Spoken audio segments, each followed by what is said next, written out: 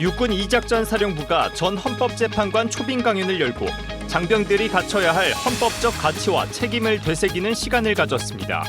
강연에선 국가와 국민에 충성하는 군 본연의 임무와 함께 제복 입은 민주시민으로서의 자세가 강조됐습니다. 공군 특수탐색구조대대와 해군 해난구조전대가 합동 해상구조훈련을 펼쳤습니다. 바다 위 조난자 발생 상황을 가정한 훈련에선 항공기와 전술 보트가 투입돼 국가 재난 대응 역량을 끌어올렸습니다. 국방홍보원이 창설 76년 만에 처음으로 헌법가치 수호 등의 내용을 담은 윤리강령을 제정했습니다. 배종호 국방홍보원장은 국방홍보원이 12.3 내란의 아픔을 딛고 다시 태어나게 하겠다고 강조했습니다.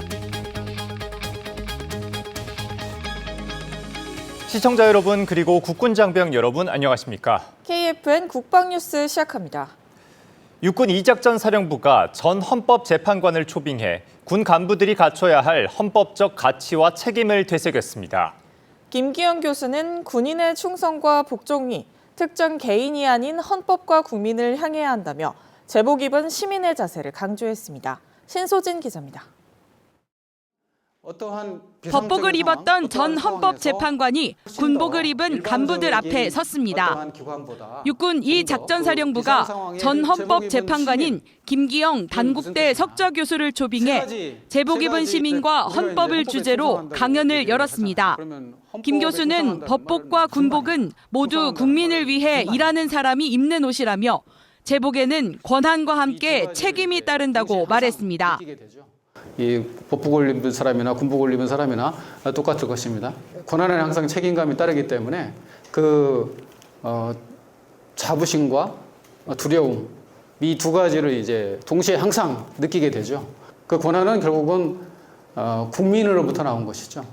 그 헌법에 이렇게 적혀 있습니다. 김 교수는 군인이 지녀야 할 모습으로 자유로운 인격체와 온전한 전투원, 책임 있는 시민을 제시했습니다. 군복을 입더라도 양심과 인격을 지닌 시민이어야 하는 동시에 나라를 지킬 수 있는 강하고 유능한 군인이어야 한다는 겁니다. 강연의 핵심은 군인의 충성과 복종이 향하는 기준이었습니다. 헌법에 충성한다는 말은 무슨 말이냐? 그러니까 저는 이제 결론적으로 말씀드리면, 그러니까 국민이 함께 만든 민주공화국에 충성하는 것이다. 김 교수는 상관의 명령도 헌법과 법률 안에서 정당해야 한다며 명백히 위법한 명령은 정당성을 가질 수 없다고 설명했습니다. 다만 개인의 독단적인 판단이 아니라 평소 헌법과 법률을 공부하고 주변과 충분히 논의하는 과정이 필요하다고 덧붙였습니다. 과연 헌법에 맞는 것이 무엇이고 법에 맞는 것이 무엇인지를 평소에 꾸준히 이렇게 이제 생각을 하고 계시다가 만약에 어떠한 상황이 발생했을 때 그걸 실천에 옮기라는 취지입니다. 이번 강연에는 전투참모단을 비롯해 직할부대 지휘관과 예하부대 정훈장교 등 장병을 직접 지휘하고 교육하는 간부들이 참석했습니다. 육군 이작전사는 강연 영상을 각급 부대에 전파하고 정신전력 교육에 활용해 장병들의 헌법적 가치관과 헌법 수호 의지를 높일 계획입니다. 국방뉴스 신소진입니다. 국방부가 탁월한 업무 성과를 창출한 직원을 격려하기 위해 올해 처음으로 특별성과 포성금 시상을 진행했습니다. 그중 하나로 2년 반 동안의 치열한 노력 끝에 군 간부들의 자산 형성을 돕는 장기 간부 도약 적금을 성공적으로 출범시킨 사례가 선정됐습니다. 관련 내용 김효진 기자가 전합니다. 매달 30만 원을 저금하면 동일한 금액을 지원하는 1+1 구조. 금리는 무려 5.5%입니다. 3년을 넣으면 만기 시에 본인이 낸 원금 1,080만 원의 2배인 2,160만 원에 이자 155만 원이 더해져 총 2,315만 원의 목돈을 쥐게 됩니다. 그야말로 파격적인 금융상품. 대한민국 군에 있습니다. 바로 올해 첫 선을 보인 장기간부 도약적금입니다. 파격적인 혜택을 자랑하는 만큼 이 제도가 세상에 나오기까지 과정 또한 파란만장했습니다. 시작은 안규백 국방부 장관이었습니다. 2024년 11월 당시 국회 국방위원이었던 안규백 국방부 장관은 군 간부의 실질적인 재정 지원을 위해 법안 하나를 대표 발의했습니다. 안규백 의원이 대표 발의한 군인복지기본법 일부 개정 법률안은 소위원회에서 심사 보고한 수정안대로 의결을 하고자 합니다. 국회 문턱을 넘어선 이 법안은 곧 군 안팎의 특별한 헌신에 걸맞는 보상을 반드시 실현해야 한다는 강력한 도화선이 됐습니다. 법안 발의 한 달 만인 2024년 12월 국회 법사위를 거쳐 2025년 1월 본회의를 통과하며 입법의 틀을 완성했습니다. 이어 지난해 8월 정부 예산안에 사업비를 반영시켰고 9월 관계기관 설명회와 금융기관 선정을 끝마쳤습니다. 지난해 10월과 11월에는 하위 시행령을 선제적으로 작성해 법제처의 사전 입법 지원을 이끌어냈고 12월 입법 예고 기간 단축과 함께 인사정보 DB 연동까지 단번에 마무리졌습니다.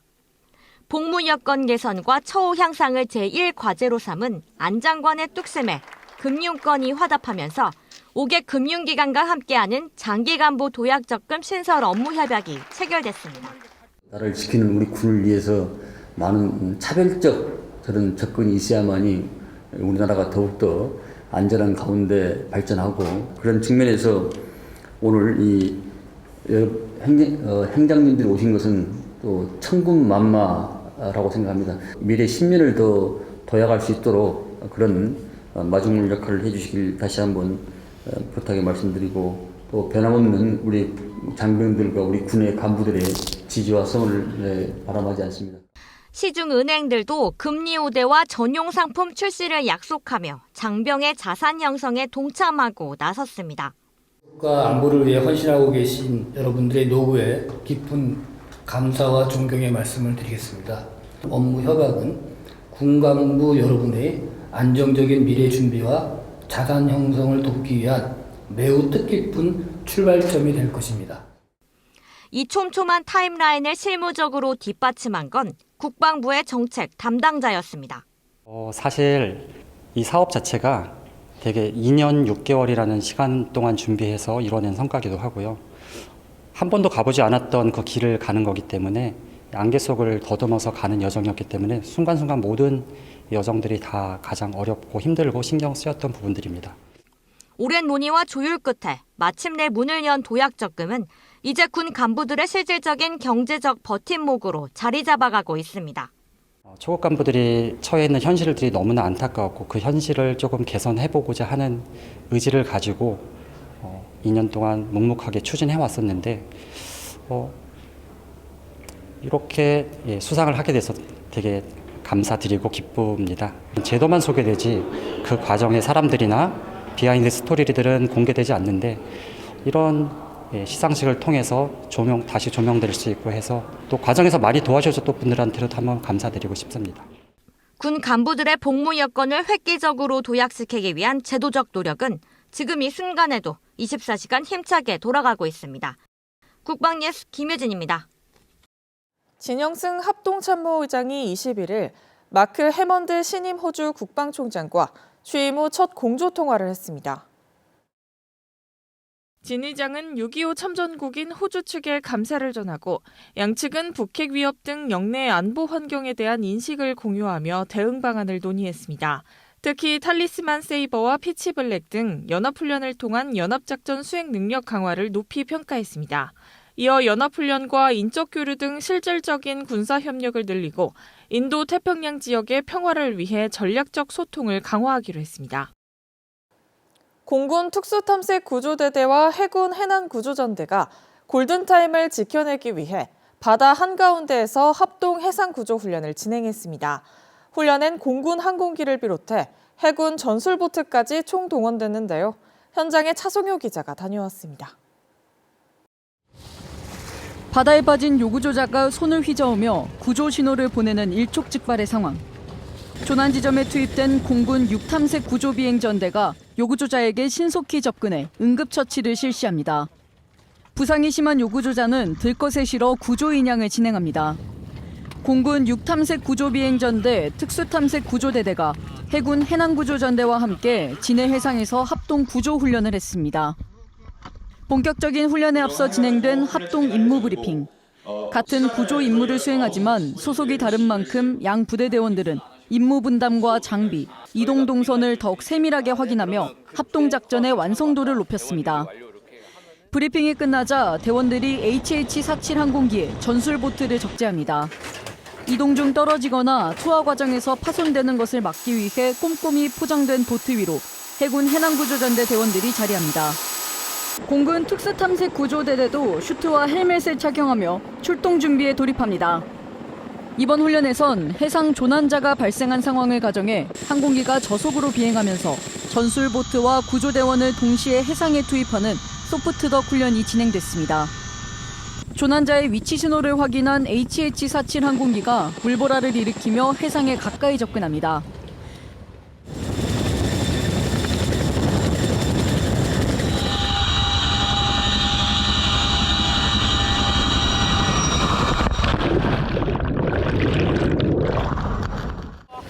바다 한가운데로 투입된 구조사 대원들이 요구조자를 향해 접근하고 있습니다. 공중과 해상을 유기적으로 연결하는 이번 합동훈련을 통해 신속하고 정확한 구조 절차를 익히며 실전 대응 능력을 끌어올렸습니다. 저체온증 우려가 있는 요구조자에게 대원들이 응급 보온 담요를 덮어주며 응급처치를 실시하고 육지로 신속히 복귀합니다. 이번 해군 해난구조전대와의 합동훈련을 통해 해상구조 임무 수행 능력을 더욱 향상시킬 수 있었습니다. 국가급 재난 상황 발생 시 합동 작전에서의 최대 구조 능력을 발휘할 수 있도록 앞으로도 합동 인명구조 협조 체계와 탐색 구조 대비 체제를 유지하겠습니다. 각 군 임무마다 다른 환경에서 얻은 노하우를 공유하며 전술을 점검할 수 있는 기회였습니다. 어떤 상황에서도 완벽하게 임무를 수행할 수 있도록 계속 노력하겠습니다. 필승! 지난 2020년 공군 6탐색 구조비행전대와 자매 결연을 맺고 꾸준히 상호 교류를 이어오고 있는 해군 해남구조전대는 이번 훈련을 통해 국가적 재난 상황에 대비한 실전적 합동 구조 절차를 숙달했습니다. 합동 훈련을 통해 전술 발전에 대해 토의하고 실전적인 훈련을 함께할 수 있어서 의미 있는 시간이었습니다. 앞으로도 조난자를 무사히 구조할 수 있도록 구조 능력을 향상하겠습니다. 각 군을 대표하는 전문 인명구조부대로서 공군의 공중 구조 능력과 해군의 해상 구조 전문성을 결합해 국가 재난 대응 역량을 높이고 있습니다. 국방뉴스 차성유입니다. 네, 무더위가 이어지는 가운데 해군 교육사령부에서는 신병들의 강인한 해양작전 수행 능력을 기르기 위한 전투 수영 훈련을 진행했습니다. 해군병 726기 훈련병들은 실전과 같은 교육을 통해 해상 생존과 구조 능력을 익혔습니다. 보도에 이채원 기자입니다. 해군병 726기 훈련병들이 힘차게 물속으로 뛰어듭니다. 지난 20일 해군교육사령부 기초군사교육단이 해군병 726기를 대상으로 실시한 전투수영훈련 모습입니다.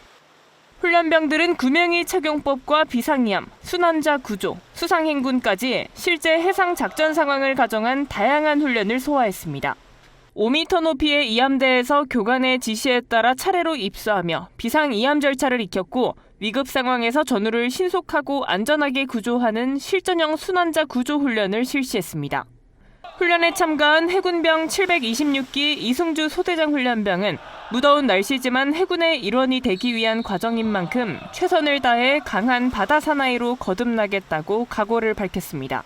훈련병들의 훈련을 진행한 수영교관 서울상사도 안전을 최우선으로 실전 같은 교육을 실시해 다양한 해상 작전 환경에서 임무를 완수할 수 있는 강한 해군을 양성하겠다고 말했습니다.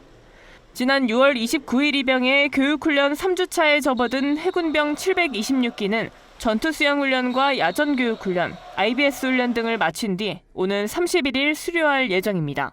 국방뉴스 이채원입니다. 국방홍보원이 창설 76년 만에 처음으로 헌법가치 수호 등의 내용을 담은 윤리강령을 제정했습니다. 배종호 국방홍보원장은 윤리강령을 통해 국방홍보원이 12.3 내란의 아픔을 딛고 다시 태어나게 하겠다고 강조했습니다. 김철환 기자입니다. 우리는 지난 12.3 내란 과정에서 국방홍보원의 독립성과 정치적 중립성을 사수해야 할 국방홍보원장에 의해서 국방홍보원의 명예와 신뢰가 크게 실추되는 아픔을 겪었습니다. 국방홍보원의 윤리강령 제정이 반드시 필요한 이유가 바로 여기에 있다라고 해도 과언이 아닐 것입니다. 국방홍보원은 22일 배종호 원장과 전 직원이 참석한 가운데 국방홍보원 윤리강령 선포식을 가졌습니다. 배 원장은 기념사에서 12.3 내란 당시 상황을 언급하고 과거의 과오를 되풀이하는 조직에게는 미래가 없다며 국방홍보원 윤리강령 제정으로 국민의 신뢰와 사랑을 회복해야 한다고 강조했습니다. 새롭게 제정한 국방홍보원 윤리강령은 민주적 기본 질서와 헌법 가치 수호, 위헌, 위법한 압력 거부와 독립성과 자율성 사수, 공정하고 투명한 보도, 공익 우선과 사회적 책임 완수 등 4가지 핵심 내용을 담고 있습니다. 하나, 우리는 일체의 위헌, 위법한 압력과 간섭을 거부하며 국방 미디어의 독립성과 자율성을 지킨다. 배 원장은 윤리강령은 금과 옥조같이 지켜야 할 가치이며 반드시 실천으로 이어져야 국방홍보원이 다시 태어날 수 있다고 직원들에게 당부했습니다. 윤리강령은 반드시 실천으로 이어져야 합니다. 실천이 없는 윤리강령은 구두선, 부도난 수표에 불과하기 때문입니다. 국방홍보원 전체 구성원들은 새롭게 제정한 윤리강령에 공감하고 실천하겠다는 의지를 담아 윤리강령 명판에 연명 서명을 했습니다. 국방홍보원은 이번에 선포한 윤리강령의 정신과 가치를 콘텐츠와 프로그램에 반영해 국민과 군의 신뢰와 사랑을 받는 국방 미디어 기관으로 거듭난다는 계획입니다. 국방뉴스 김철환입니다. 현대 군인들의 분신과도 같은 제식 소총. 그런데 전 세계 대부분의 소총들은 왜 약속이라도 한 듯 새까만 검정색일까요? 여기에는 생존과 과학의 이유가 숨어 있다고 합니다. 안재형 기자입니다. 영화나 뉴스에서 보는 현대 제식 소총은 대부분 무광 검정색입니다. 미국의 M16부터 우리 군의 K2 소총, 독일의 HK416까지 검은색이 사실상의 표준처럼 자리 잡았는데 그렇다면 총은 왜 검정색일까요? M16처럼 알루미늄으로 만든 총몸은 내구성을 높이기 위해 아노다이징 처리를 거치게 되는데 이 과정에서 짙은 회색이나 검은색을 띠게 됩니다. 손잡이와 개머리판 같은 플라스틱 부품도 자외선과 마모에 강한 검은 안료를 사용하는 것이 가장 경제적이었다고 합니다. 여기에 빛 반사까지 줄여지는 효과가 더해지면서 검은색은 현대 제식 소총의 표준처럼 자리 잡았는데요. 관련 전문가의 설명 들어보시죠. 알루미늄 같은 경우에는 아노다이징이 있고 그다음에 스틸 같은 경우에는 인삼염 피막 처리를 하다 보면은 짙은 회색이라든가 검은색으로밖에는 나올 수 없어가지고 일부 부품은 검정색으로 사용하고. 하지만 사소한 문제가 있습니다. 2000년대 들어 이라크와 아프가니스탄 등 사막 지역에서 작전이 이어지자 검은색 소총은 모래빛 배경에서 오히려 눈에 잘 띄는 약점이 됐습니다. 그래서 최근엔 사막색이나 황갈색 계열의 색상을 기본으로 하는 소총이 크게 늘고 있습니다. 외국 같은 경우에는 거의 이제 사막에서 많이 작전하고 훈련을 하다 보니까 사막색을 이제 선호하는 그 나라들이 많습니다. 한편으로는 또 거기에 윤활 작용을 할 수 있는 그런 이제 도료하고 같이 섞여져 있거든요. 그러다 보니까는 화기의 윤활성도 좋게 하는 그런 부분하고 그다음에 위장을 그 나라에 맞게끔 할 수 있도록 그렇게 좀 표현을 하고 있는 시스템입니다. 총기의 색상은 나토 표준으로 정해진 규격이 아닌 만큼 전장의 환경에 맞춘 색상의 변화도 계속 진화하고 있습니다. 군솔솔 정보 안전입니다. 대한민국 임시정부는 무장투쟁과 함께 외교를 통한 독립운동도 이어갔습니다.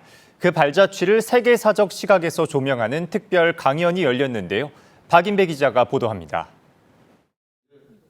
독립운동은 무장투쟁으로만 이루어진 것이 아니었습니다. 외교 역시 독립의 길을 여는 중요한 역할을 했습니다. 국립대한민국 임시정부 기념관에서 그 발자취를 돌아보는 특별 강연이 열렸습니다. 강연은 임시정부의 외교 독립운동을 세계사적 관점에서 풀어냈습니다. 1919년 파리 강화회의에 보낸 독립청원서, 1943년 한국의 독립을 약속한 카이로 선언 등 국제사회에 한국의 독립 의지, 그 당위성을 알리기 위한 노력을 되짚었습니다. 독립을 국제적으로 인정받는 그런 국제선언으로서 카이로 선언을 이끌어낼 수가 있었고요. 이런 부분들에 있어서는 대한민국 임시정부 요인들의 역할이 굉장히 중요했다. 우리가 그것을 기억해야 된다. 강연은 당시 국제사회와의 연대 필요성을 비롯해 국제 정세 속 임시정부 외교 활동의 의미를 조명했습니다. 시민들은 임시정부 외교 활동의 과정을 살펴보며 역사적 의미를 되새겼습니다. 세계사적 흐름 속에서 한국 독립운동의 역사를 폭넓게 이해하는 계기가 됐습니다. 전투적이거나 역동적인 활동으로만 알고 있었는데 외교 활동을 통해서도 독립운동을 할 수 있구나라는 걸 알게 되어서 너무 뜻깊은 시간이었던 것 같습니다. 김구 선생님이라든지 우리 독립운동가들이 얼마나 노력을 많이 기울였는지 알게 돼서 좋은 강의, 좋은 시간이었습니다. 국립 대한민국 임시정부 기념관은 시민과 함께하는 역사 교육 프로그램을 이어갈 예정입니다. 이를 통해 임시정부의 역사와 독립의 의미를 공유하는 기회를 계속 확대한다는 계획입니다. 대한민국 임시정부는 외교를 통해서도 독립의 길을 열었습니다. 그 역사적 노력 또한 우리가 이어가야 할 독립 정신입니다. 국방뉴스 박인배입니다.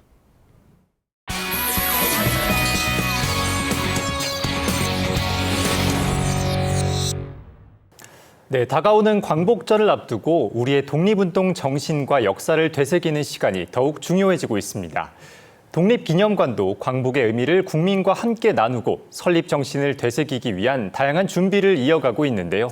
네, 그래서 오늘은 김희곤 독립기념관장과 함께 광복절이 우리에게 전하는 의미와 독립기념관이 나아가야 할 방향에 대해 이야기 나눠보겠습니다. 안녕하십니까? 네, 반갑습니다. 네, 관장님, 올해 광복절이 한 달여 앞으로 다가왔습니다. 네.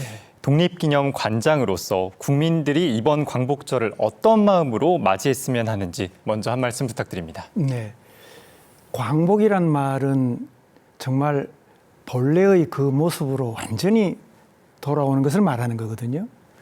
그러니까 독립운동의 최종 종결점은 완전한 광복일 겁니다. 한데 돌아보면 우리가 완전한 광복을 맞았는가? 사실은 분단이 되어버렸잖아요.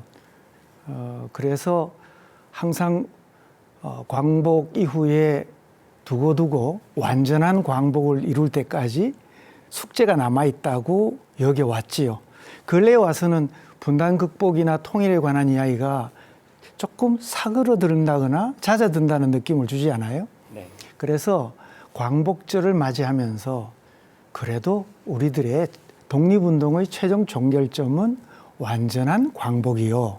현재는 불완전한 광복이니까 독립운동의 역사에서 완전한 광복을 이상향으로 내걸고 나아가는 그 자세는 흐트러지지 말아야 되겠다. 이런 생각을 또 그런 다짐을 해봅니다. 네, 관장님께서는 취임 이후 설립 정신의 회복과 운영 정상화를 강조해 오셨습니다. 다가오는 광복절을 앞두고 독립기념관이 가장 중점을 두고 추진하고 있는 부분은 무엇인지 소개 부탁드립니다. 전 세계의 독립운동을 펼친 나라가 얼마나 될 것인가 그거 정확하게 말하기가 어려울 정도로 백수십 개 국가가 독립운동을 펼쳤지요. 그런데 그런 독립운동사 속에 다른 나라의 독립운동과 견주어 보면 한국의 독립운동은 굉장히 자랑할 만한 내용과 가치를 갖고 있습니다. 네, 그렇습니다. 그래서 어떻게 하면은 우리가 처음 독립기념관을 만들었을 때 우리 국민들이 왜 만들었겠는가? 그 독립운동의 역사를 반듯하게 정립하고 또 자긍심을 갖게 하자라는 그런 뜻에서 만든 거거든요. 그러니까 다시 말해서 걱정거리가 아니라 자랑거리가 되게 해야 되겠다. 그래서 지금 모든 다양한 분야에 다시 한번 초심으로 돌아가자는 이야기를 내걸고 국민들에게 자랑거리로 여길 수 있도록 정립하고 알리는데 힘쓰자. 이런 방향으로 나아가고 있습니다. 네, 앞서 말씀해 주신 것처럼 관장님께서는 역사 왜곡 문제에 대해서 역사를 바로 세우는 일이 곧 국가의 정체성을 지키는 일이다라고 여러 차례 강조를 하셨습니다.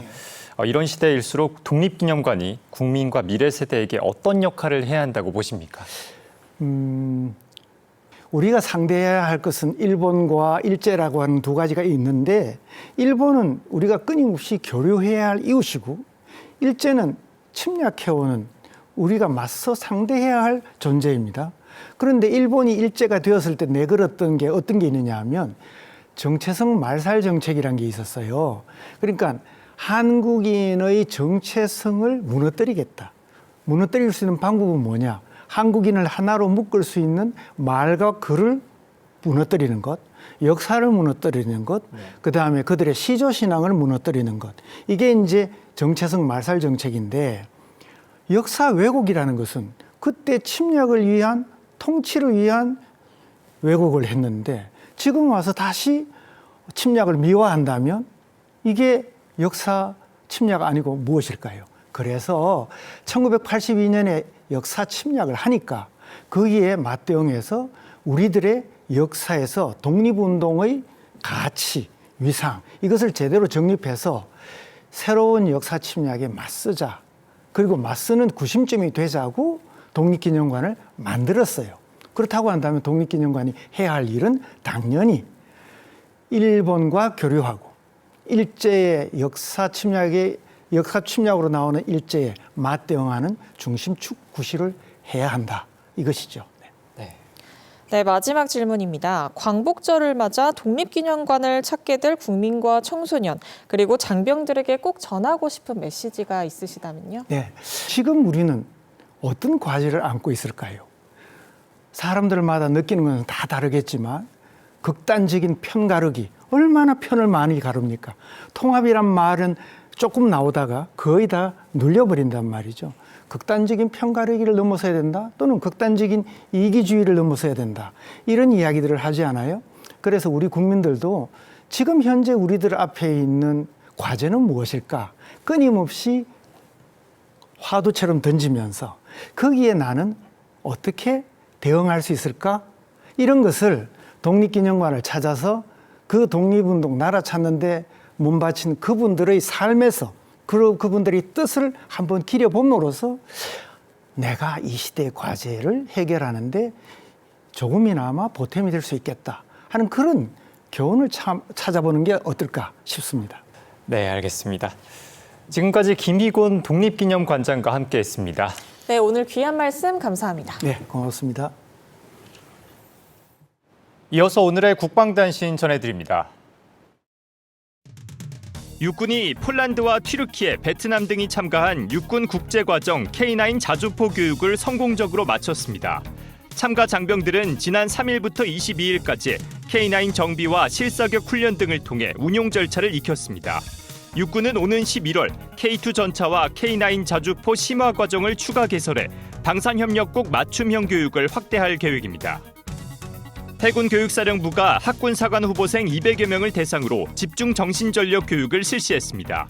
이번 교육은 해군을 이끌 후보생들의 올바른 국가관과 안보관, 군인 정신을 확립하기 위해 마련됐습니다. 교육에선 제2연평해전과 NLL 수호 정신, 이순신 리더십, 민주주의와 헌법 수호 등을 주제로 한 강연이 진행됐습니다. 국가보훈부가 22일 서울 용산에서 6.25 전쟁 전몰군경 유족 헌정패 수여식을 열고 유족 대표 54명에게 헌정패를 전달했습니다. 헌정패는 호국 영웅을 영원히 기억하겠다는 의미를 담은 것으로 올해 처음 시행됐습니다. 보훈부는 이번 수여식을 시작으로 전국의 7천여 명에게 헌정패를 전달할 계획입니다.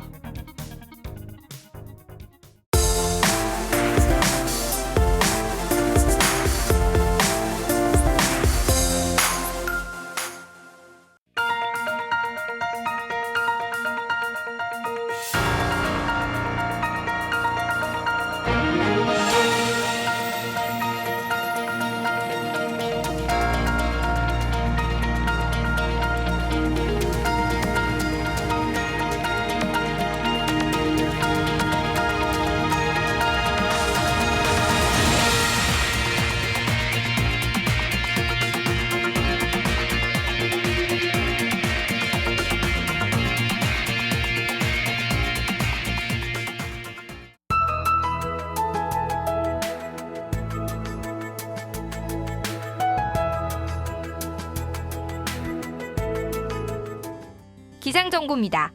이번 주 내내 장맛비가 예상되는 가운데 중부지방을 중심으로 강하고 많은 비가 집중될 것으로 보입니다.